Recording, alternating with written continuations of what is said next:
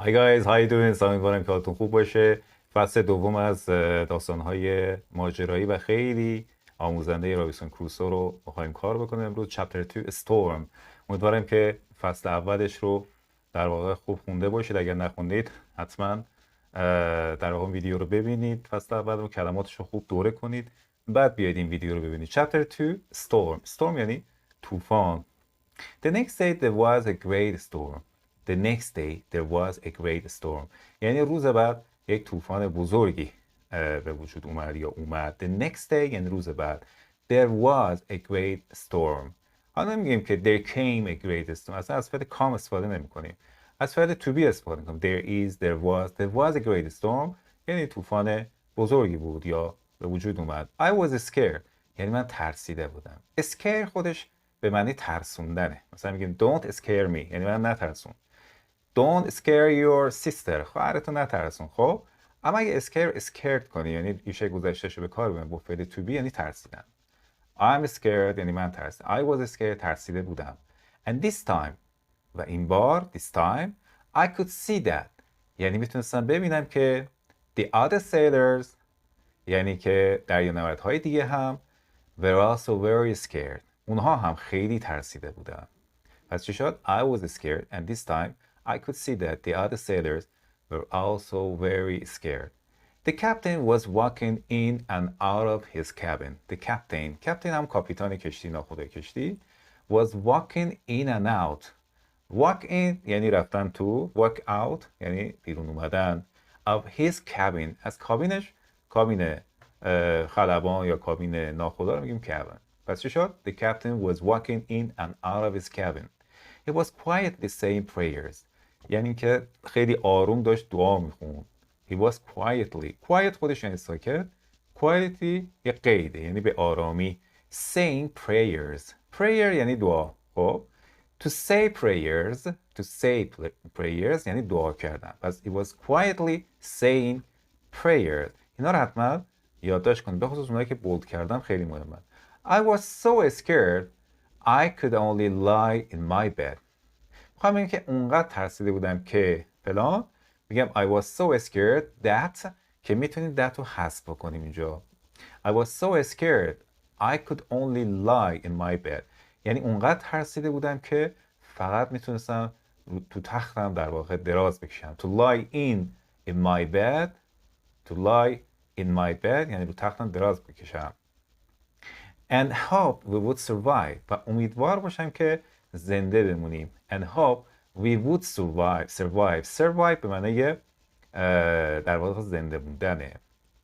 When I look out of the window of my cabin وقتی که از پنجره کابینم بیرون نگاه کردم look out of something مثلا look out of the window I look out of the window یعنی بیرون از پنجره نگاه کردم I saw the waves یعنی که امواج رو دیدم. They were as tall as mountains. اگر بخوام یک چیزی رو مقایسه بکنیم یکی از کارهایی که میتونیم بکنیم اون صفت رو بین از و از بذاریم. یعنی به بلندی کوها بودن. Tall یعنی بلند. Mountains یعنی کوها. They were یعنی امواج. They were as tall as mountains. As tall as mountains یعنی منظور کوها بلند بودن. I saw other ships. کشتی های دیگه ای رو دیدم which look like toys که شبیه اسباب بازی بودن. I saw other ships which که look like toys. Toy یا toys یعنی اسباب بازی. Look like یعنی شبیه چیزی یا کسی بودن. I saw other ships which look like toys. The waves were playing with them. یعنی که موج داشت با اونا بازی میکرد. یعنی اونا رو این ور اون ور میکرد کشتی ها رو. The waves were playing with them.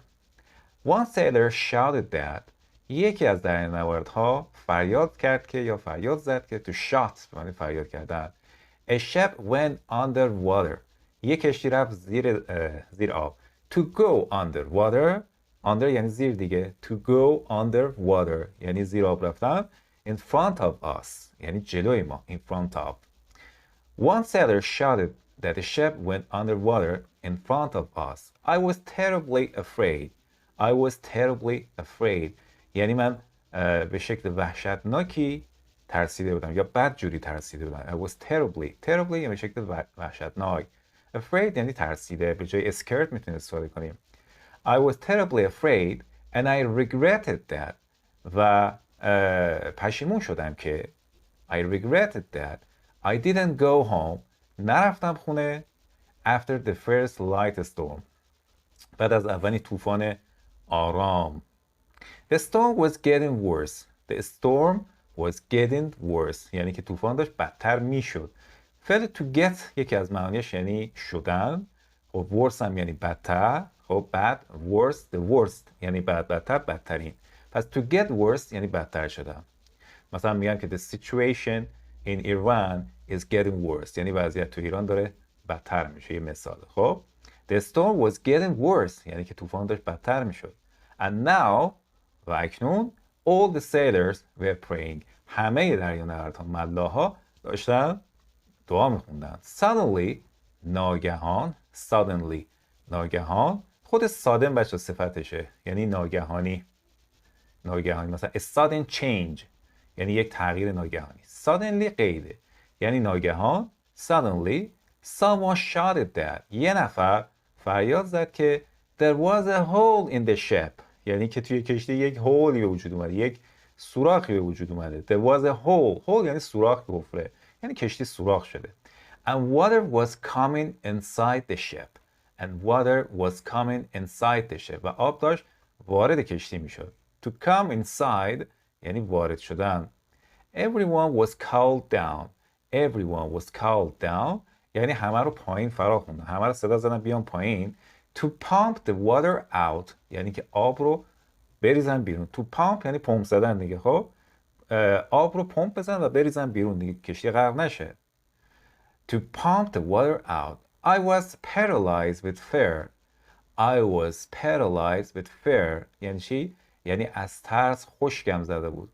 فعل paralyzed به معنی فلج کردن، ناتوان کردن. وقتی میگید I was paralyzed with something یعنی مثلا اینجا از ترس خشکم زده بود، یعنی نمیتونستم. I couldn't move اصلا نمیتونستم حرکت کنم. I was paralyzed with fear and I couldn't get out of my bed. انقدر ترسیدم که نمیتونستم از تخت خوابم بیام بیرون. Get out of my bed فعلای خیلی مهمی ها.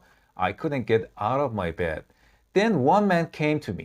اون وقت یه نفر اومد به سمت من یا پیش من. Came to me and told me و به من گفت to go down and help که برم پایین و کمک بکنم. So I went. منم رفتم یعنی پس منم رفتم. So I went. I was pumping out the water یعنی داشتم آب رو بیرون میریختم. When the captain ordered someone که همون موقع، اینجا when یعنی که همون موقع، کاپیتان دستور داد به یه نفر. Ordered someone to fire a gun. To fire a gun یعنی یه شلیکی بکنه. To fire a gun.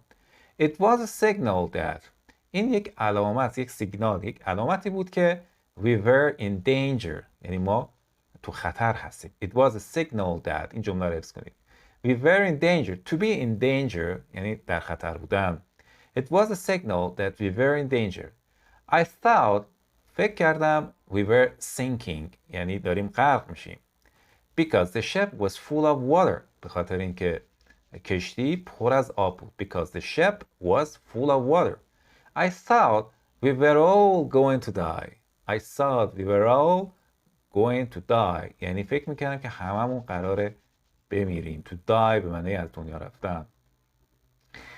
We were all working very hard یعنی همم داشتن سخت کار میکنن. To work hard سخت کار کردم. But the water kept coming into the ship.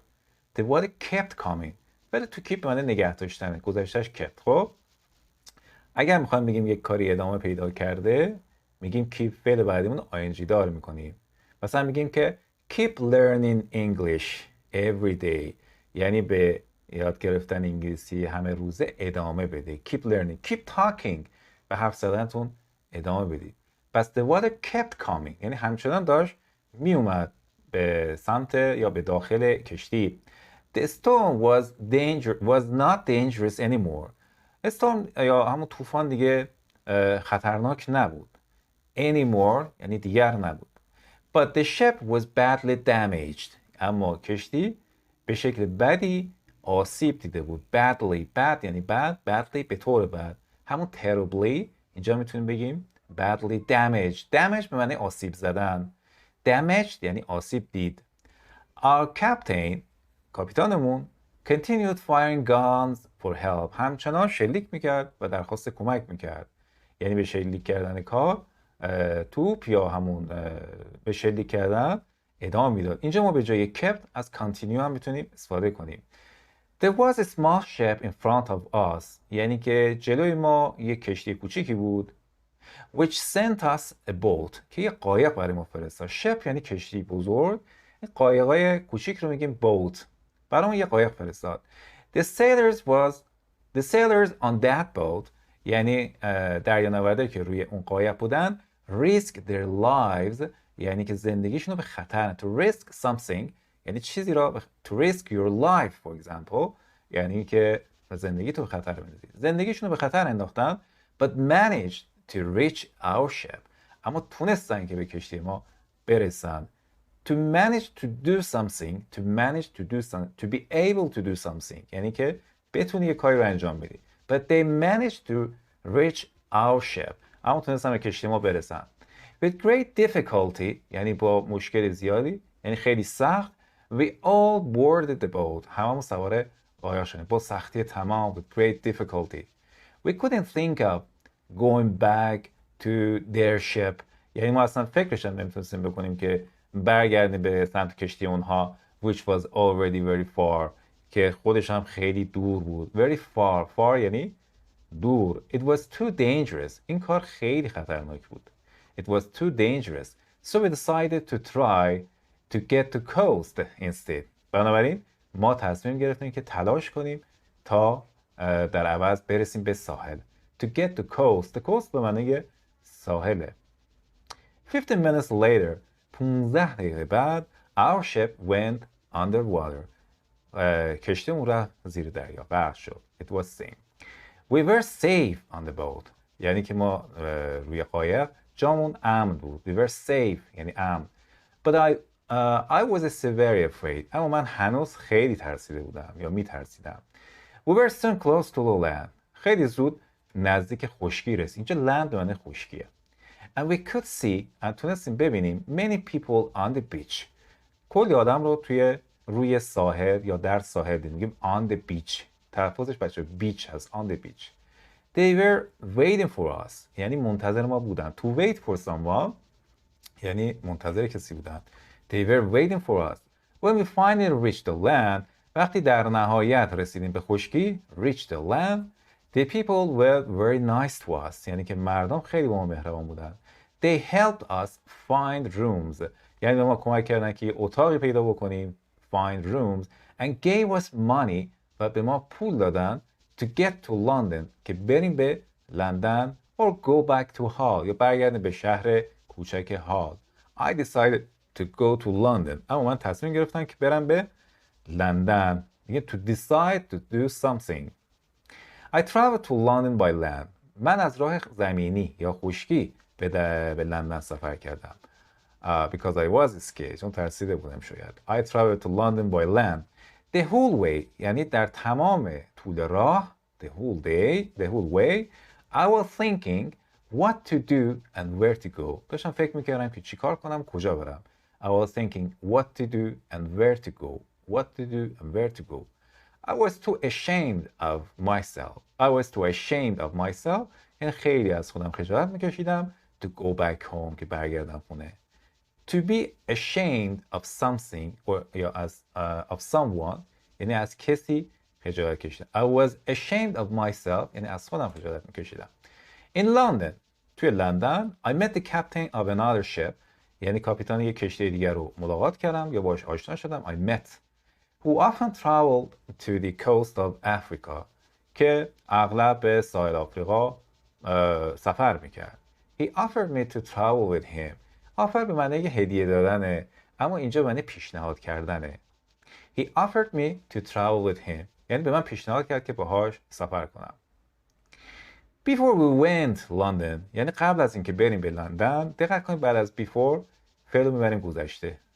مثلا before I had breakfast مثلا I checked my emails یعنی قبل از اینکه صبحونم رو بخورم ایمیلامو چک کردم. پس before فعلش رو میبریم گذشته. Before we left به جای leave before we left London یعنی قبل از که لندن رو ترک کنیم he advised me یعنی به من توصیه کرد what to buy for trade in Africa که چی بخرم برای تجارت برای خرید و فروش در آفریقا. what to buy بس advise someone to do something یعنی به کسی پیشنهاد توصیه کنی که چی کار بکنه. for trade trade البته فعل هم هست اینجا اسمه یعنی داد و ستد یعنی خرید و فروش in Africa.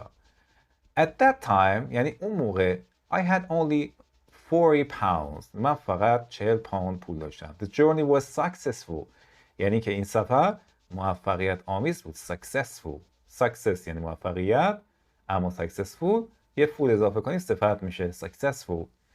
Because چون که I returned to England برگشتم به انگلستان with some gold با یکم طلا gold طلا which was worth almost 300 pounds که تقریبا 300 پوند ارزش داشت. which was worth فلان مثلا میخوایم بگیم که فلان چیز انقدر ارزش میگه it is worth مثلا 300 pounds it is worth یعنی ارزش که تقریبا 300 پوند ارزش داشت. The journey was also good for me یعنی که این سفر برای من خوب بود همچنین چون که because the captain taught me یعنی که اون کاپیتان به من یاد داد. فعل teach to teach یعنی یاد دادن اصلا به همین خاطر میگیم teacher یعنی معلم. taught می گذاشتهش taught فعل بی‌قاعده است. teach taught. The captain taught me something about mathematics and navigation یعنی کاپیتان یا کاپیتان کشتی یه چیزی رو درباره ریاضیات و در واقع جهتیابی به من یاد داد. mathematics یعنی ریاضیات navigation به معنای جهتیابی مسیریابی به خصوص توی دریا. I learned فعل گذشته فعل learn یاد گرفتن. I learned what was necessary to become a sailor and a businessman یاد گرفتن که چه چیزی لازمه برای دریانورد شدن یا تاجر شدن. businessman بیزنس که میدونید همون بیزنس خودمونه. من businessman میشه تاجر. Soon after we came back to England یعنی خیلی زود بعد از اینکه ما برگشتیم به انگلستان the captain died کاپیتان مرد. I decided to make the same journey to Africa تصمیم گرفتن که همون سفر رو برن به آفریقا with the same ship با همون کشتی but another captain اما یک کاپیتان دیگه. This journey started well این سفر خوب شروع شد. To start well یعنی خوب شروع شدن. This journey started well شما میتونید بگی our journey started well سفر ما خوب شروع شد اولش خوب بود. But soon اما خیلی زود we had big problems ما مشکلات زیادی رو در واقع باهاش روبرو شدیم. A ship started chasing us یعنی یک کشتی شروع کرد به تعقیب ما. To chase someone یعنی تعقیب کردن دنبال کردن. A ship started chasing us It was a pirate ship کشتی دزدای دریایی بود. تو pirate یعنی دزد دریایی. البته الان به پایرت ما کسایی که سرقت ادبی میکنن به اونا هم میگیم pirate کسی که مثلا اثر کسی دیگر رو میدزده میگیم pirate. It was a pirate ship و بدون ذکر حالا اون منبع. It continued the whole day یعنی این تعقیب و گریز کل روز طول کشید. The whole day. At about 3 in the afternoon At about 3 in the afternoon یعنی تقریبا ساعت 3 بعد از ظهر The pirates came very close دیگه دزدای دریا خیلی نزدیک شدن. There was an attack حمله کردن. But we managed to push them away اما تونستیم که اونا رو دور کنیم. Push someone away یعنی دور کردن وادار به عقب نشینی کردن. خود تو push به معنی هل دادنه. Push the door یعنی در رو هل بدید. پشت این مغازه می نوشتن push یعنی push the door هل بدید. Push them away یعنی که اونا رو دور کنیم. On the second attempt در تلاش دوم یعنی بار دوم که نزدیک شدن attempt معنی تلاش کردن تلاش many of their men came on the ship خیلی از در واقع مردهای اونها یعنی همون دزدای دریا came on the ship اومدن روی کشتی میگیم on the ship اومدن تو کشتی and they started destroying everything و شروع کردن به نابود کردن خراب کردن همه چی. To destroy یعنی نابود کردنه. Some of our sailors یعنی برخی از دریانوردهای بعضی از دریانوردهای ما were killed کشته شدن and some were injured اما بعضیشون هم زخمی شدن. Injured. So we had to give up. بنابراین ما مجبور شدیم که تسلیم بشیم. To give up یعنی تسلیم شدن. All of us were taken prisoners. یعنی همه ما اسیر شدیم. To take prisoners زندانی کردن یعنی همون اسیر کردن. Were taken prisoners یعنی مجهول دیگه، یعنی اسیر شدیم. حالا کلماتی که تو فصل 2 هست یکی کابین هست و هم کابین. Worse یعنی بدتر. Damage یعنی آسیب یا آسیب زدن. Prayer یعنی دعا. To say prayers یادتونه دعا خوندن. Pump پمپ زدن. Pump out به بیرون ریختن مثلا آب. To board a boat یا board a ship یعنی سوار یک قایق یا کشتی شدن. Terribly وحشتناک. Paralyzed یعنی ناتوان کردن، ناتوان شدن. Afraid همون scared ترسیدن، ترسیده. Anymore نه دیگر. Sink یعنی غرق شدن. Advice خودش یعنی advice یعنی توصیه، فعلش میشه advise. Give up ترک کردن. Regret پشیمون شدن و ashamed یعنی خجول و خجالت زده. خب اینم از فصل دوم. امیدوارم که استفاده لازم رو برده باشید از این ویدیو. اوکی. Thanks for watching and goodbye.